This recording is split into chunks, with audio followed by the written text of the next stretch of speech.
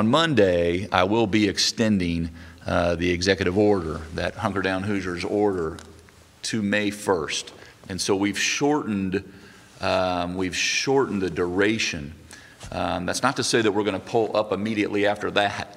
It just means it's going to allow us to make some changes or some tweaks, some accommodations as we see appropriate around the state of Indiana. As an example, we'll continue to work with the Indiana Hospital Association for a kind of in a staged way with their members in terms of elective procedures, because we have a handle in a large part of our state on the PPE inventory.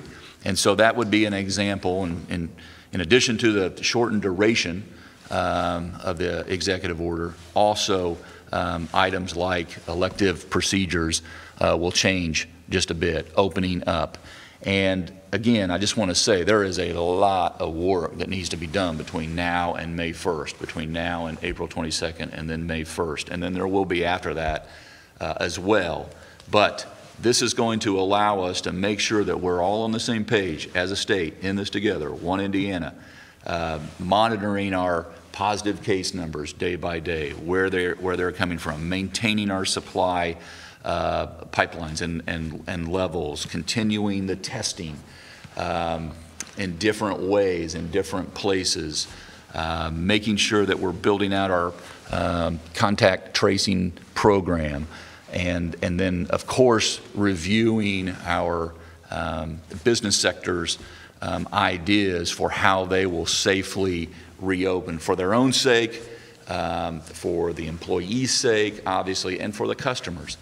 And I'm really encouraged by what we've already seen from folks who have been sending in their plans, how much thought that is going into this, or I should say, rather, moving away from the who does business to how we do business and when as they come online, including your own state government.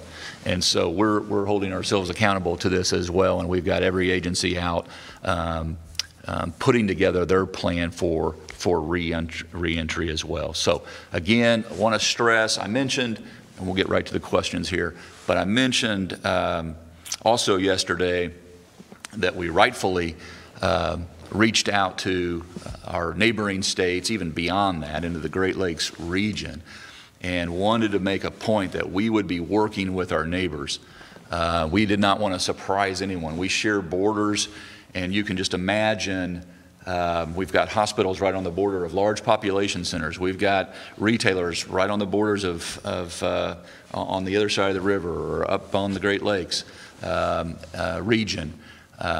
And you can imagine if we do something before or after or at the same time simultaneously, that cause and effect that it would have. That's not to suggest that we are anchored to or on everyone else's timeline. It just means we're being good neighbors. And we're going to share the information about where we are and how we'll manage inside of our state and move forward together as a state and as a nation.